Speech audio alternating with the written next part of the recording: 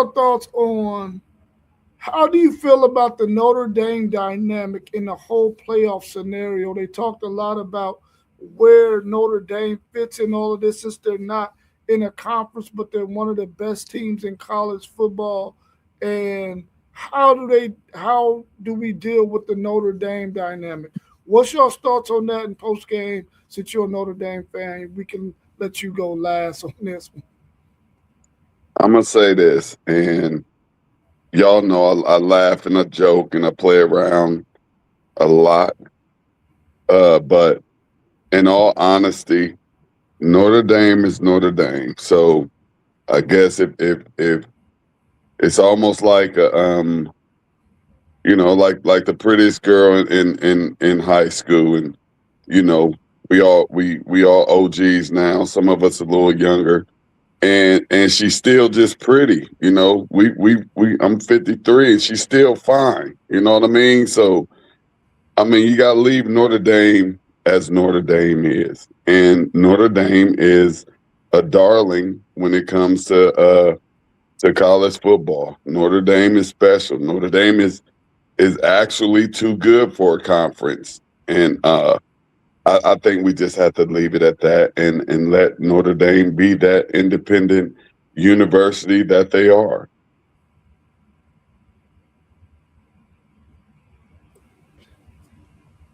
I don't I don't like special treatment for anybody. However, I can see it in this case because of exactly what T1 just said. It's Notre Dame.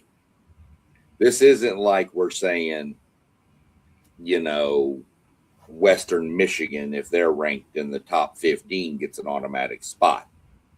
This is one of the blue bloods biggest brands worldwide in Notre Dame.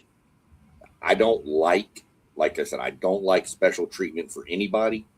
But if anybody's going to get it, that's the program that's going to get it and deserve it. Um, so to me, the only thing I'd say about it is I would say there would have to be something about maybe the schedule strength with some of the that needs to be bumped up higher. Their schedule strength has to be in the top 15 or whatever. You know what I'm saying? Um, but I don't think you can ever do that because they could have a top 15 schedule and then three teams on their schedule become like what happened to A&M with South Carolina and all them falling apart. And now their strength of schedule sucks, but at the beginning of the year, it was number 2 in the nation. So, um, man, we're not talking about the SEC, Moss. We're not talking about that getting special treatment. Nobody brought that up but you. You just mad because Florida State can't do nothing, can't get out of their own way. Go put your Notre Dame shirt on and be happy. Um, but yeah, so I mean, they can get special treatment for that, but I'm not sure about that. I don't know. There's got to be some way to do it, but it's just hard to justify that. I'm cool with it. Whatever, let them in. I And mean, I'm just messing with you, Moss. I love you, Moss. I'm just giving you grief, brother. No, Sean, that was good. We wasn't talking about the SEC. Stay on track, Moss. Go get your coffee. Sound like you ain't had your coffee yet. Get your coffee.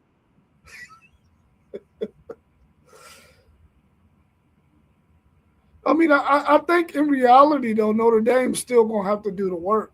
You know what I'm saying? In order to even get the treatment that we're talking about.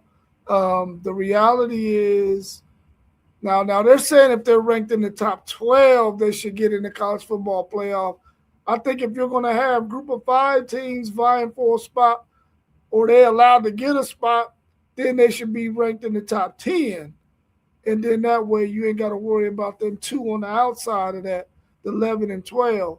So as long as Notre Dame is ranked in the top 10, then they should get into the college football playoffs. I think the reality is we already know that Notre Dame is, and this is what a lot of people are saying, Notre Dame could just go out there and schedule 10 or 11 cupcakes and then make the college football playoffs every year because they're going to be ranked in the top 12. Hold up, We time out. all know that Notre Dame's not going to freaking do that. They haven't done it in their whole entire existence. Why would they start doing it now just to make the college football playoffs. They're going to schedule the way they got to schedule because they need it for their fan base to stay engaged. They want to always be a power in college football. They're not going to go out there and schedule a bunch of cupcakes, man. They're going to always schedule where they've been scheduling, and they're going to want to be a competitive team in college football. They want to see really how good their team is, so they're going to schedule some good teams on their schedule. So I don't think they need to worry about that. But I Hey, think they let me should say be making the top 10 in order to make the college football playoff and not just the top 12. Let me say something real quick for post game go. I'm not so sure that I'm with you on that one, Rob, because I feel like Notre Dame year in and year out has a fairly good schedule, and I wouldn't call it easy. And you can't penalize these teams that they have on the schedule because they're having a down year or whatever, whatnot. I think Notre Dame always has 4 or 5 teams on their schedule that it's gonna be a banger. And if any other team from any other conference had that schedule, they may be in trouble. So I'm not so sure that I could agree with Notre Dame having cupcake schedules. I can't even really think of a time when I thought that Notre Dame had a cupcake schedule because they're playing against these Power Four teams wherever they may come from, and they're always playing USC, the teams that they just they used to always play Michigan, and like they always have tough teams on their schedule. So I don't think that I've ever seen a Notre Dame schedule that was a cupcake schedule. I could be wrong. So post game, you can fill me in. I mean, that cupcake schedule, man. You gotta think Notre Dame has just made agreements with Texas, Bama, Clemson, Florida State, teams like that, Michigan. Those are teams that are going to be on the schedule in the upcoming season. So, I mean, it.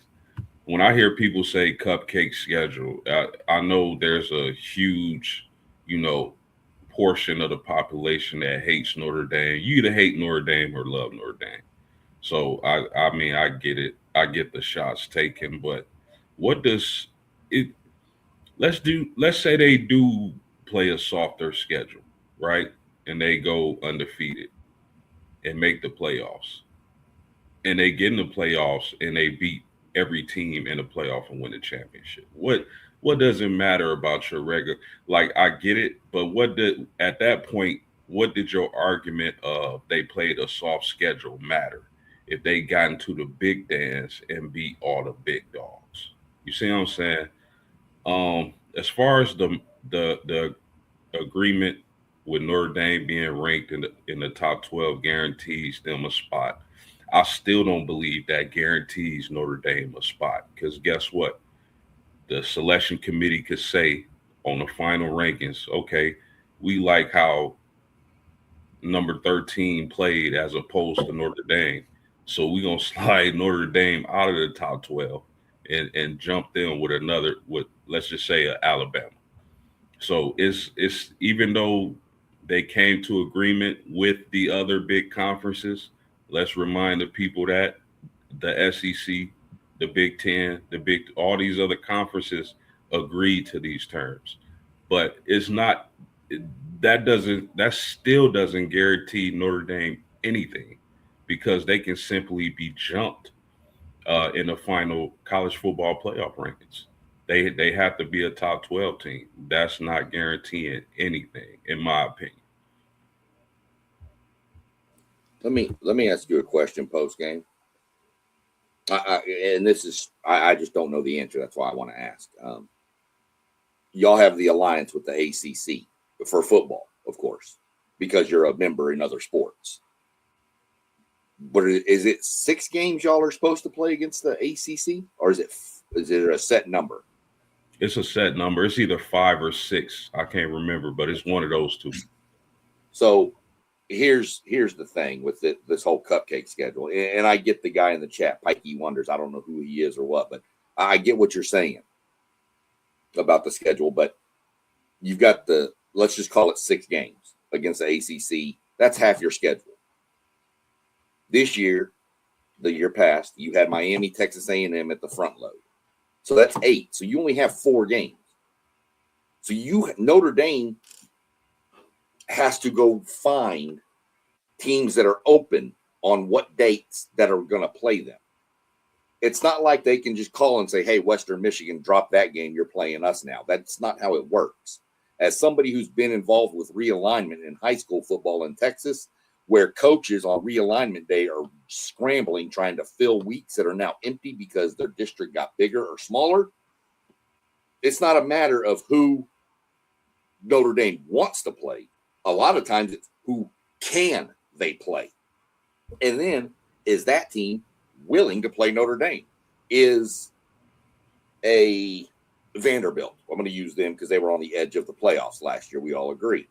Is Vanderbilt going to accept an open date with Notre Dame with the chance of losing is going to pretty much eliminate them? Probably not.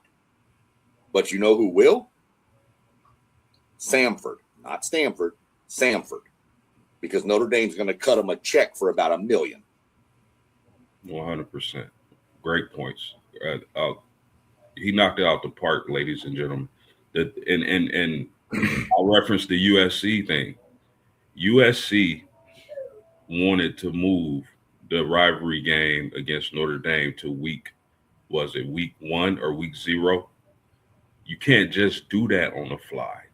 You can't call your first opponent and say, hey, the only way we get USC on the schedule is if we move our game. That's not how it works, and that's what USC wanted to do. So great points, SEC.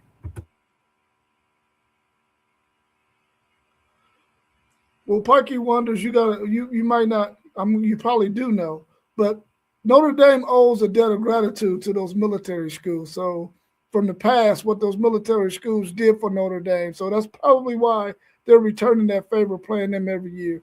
The fact that Notre Dame scheduled USC, who was one of the top 5 teams in the Big Ten, they played Miami, who was in the national championship game. They played Texas A&M, who was either 3rd or 4th in the SEC.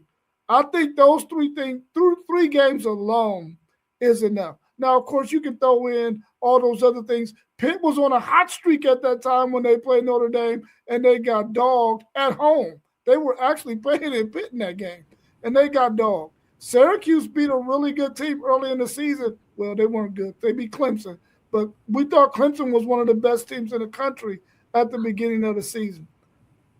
The reality is Notre Dame is going to schedule who they can schedule. And we also know that they're going to always schedule some really good football teams from other conferences outside of their agreement that they have with the ACC. So I'm not going to pile on Notre Dame. I think Notre Dame is a really good program. I just feel like they should be ranked in the top 10 to make the college football playoffs.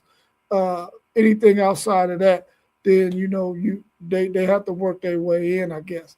But I think they're very deserving. They was deserving to be in the college football playoffs this past season. I just think the committee got it wrong by leaving them out.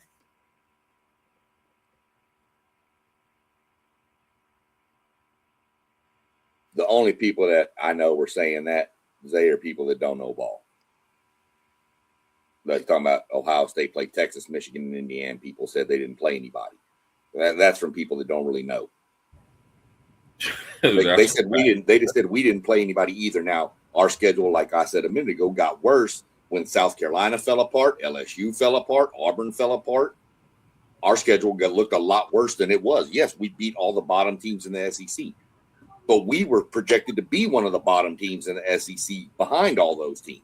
It's not our fault that they fell apart. Syracuse was a much better team than what they showed at the end. Once they lost their quarterback, they were done.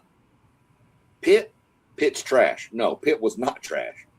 Pitt was really a good team. Notre Dame and Miami both beat the ever-loving snot out of them, but they were still a solid team. And they were saying the same thing about Indiana.